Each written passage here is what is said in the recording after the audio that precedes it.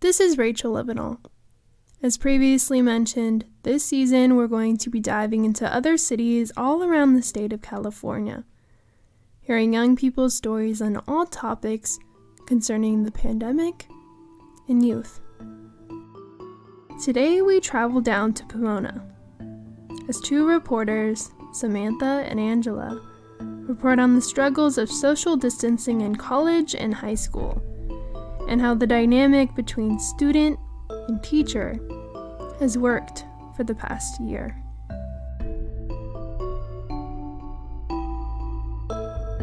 You're listening to COVID-18, a podcast that explores young people's experiences during the pandemic.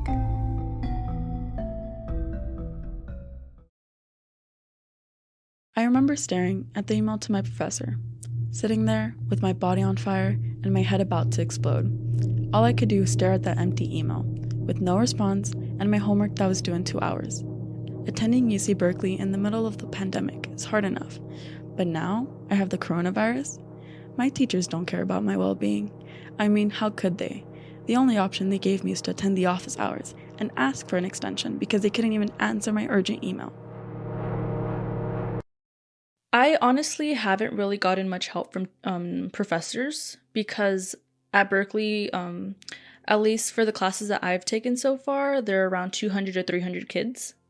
So it's really hard to raise your hand or you have like 50 kids raising their hand during lecture. And so the only option is to go to office hours. And that doesn't really work with a lot of people's schedules. So for me, I've been able to go to office hours and, I've been lucky enough because I don't work. But I will say that it is hard to kind of get your professor's attention because I feel like during COVID, we're in like this mode where we're going so fast that it's kind of hard to slow down. This is Fernanda, a freshman at UC Berkeley that has been experiencing college for the last year all online. Although she's in college, it's not much different in high school. Miguel Coronado, a freshman in high school, talks about his general experience in and out of class. I go to school for only 3 periods, so I feel like I had less time to really learn. The teachers would interact with us, but I still only had a 1 hour in class and then 10 minutes to get to my next class. It was very different from what she had compared to mine, like less homework.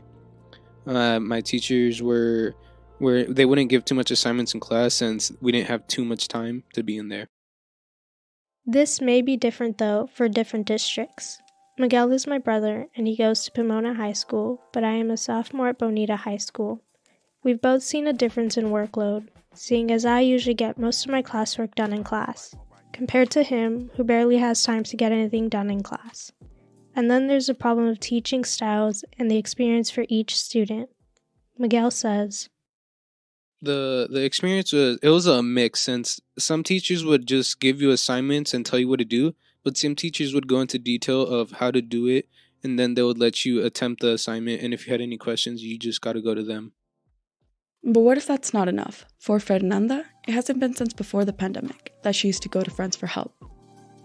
It's been easier to go to office hours and try to talk to my professors, but yeah, kind of just going back to it, it's just really hard to make friends, like especially academic friends who you're going to be friends with for the rest of college experience when you guys can only see each other through a screen.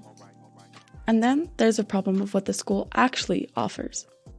So I'm able to sign up online for tutoring hours, but it's a little bit hard.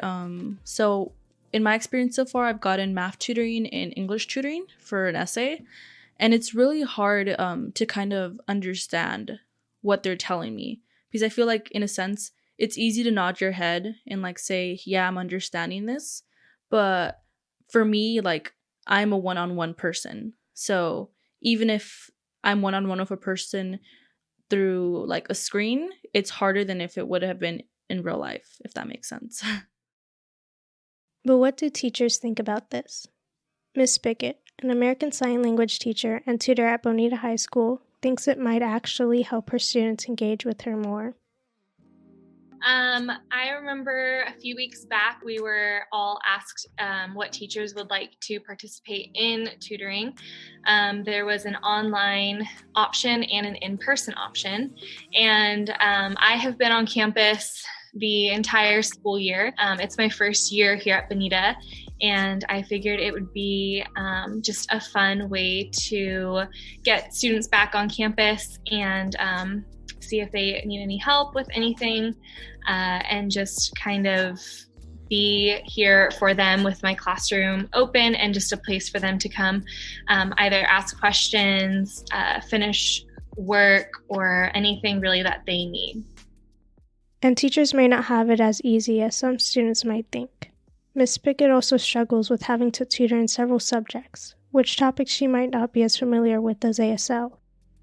So that I've noticed has been a little bit tricky with finding where all the students are at. Obviously, sign language is my favorite and my specialty, my passion.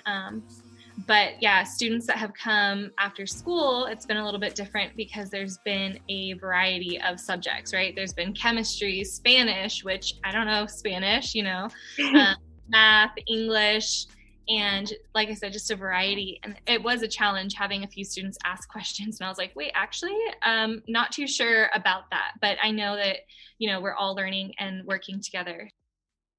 Which brings us into the overall relationship and interactions between teachers and students. Fernanda shares culture building during COVID that she's noticed. I think an element of distant learning that I've learned and that I do appreciate is that I feel that a lot of professors and TAs have been more understanding, which is something that I would love to see after COVID, mostly because it's kind of like we're in this culture where you can't even miss class without being told, oh, it's because you're lazy or it's because you're not working hard enough, when real life circumstances happen. And at least in my experience, they have been a lot more understanding now than before. For the future, Ms. Pickett feels, I think it's just kind of a day-by-day thing. And I know I have told all my students, how do you feel about coming back? And there's some that are like, I'm excited. There's some that are saying that they're nervous. And I said, so like a nervous excitement? And they were like, yes. And I said, I have to tell you guys that teachers, all of us, are kind of in the same mindset and in the same boat. Like, we're super excited to see everybody. We're nervous about how it's going to all work. These nerves definitely translate over into the students. Fernanda gives her take on the future. We need to go back, let's just take our time because so much has happened that I think a lot of us don't even realize. I myself, it's really hard for me to comprehend that it's been over a year since COVID has been here.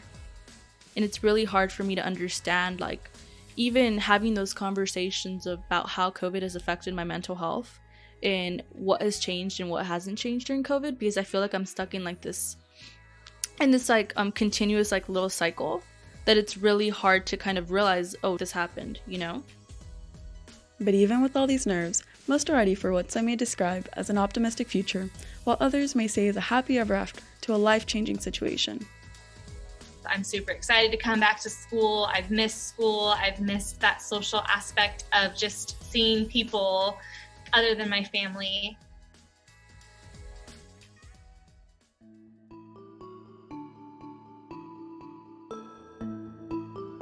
Next week, we're looping back around and hitting most of the cities featured in the last 6 episodes.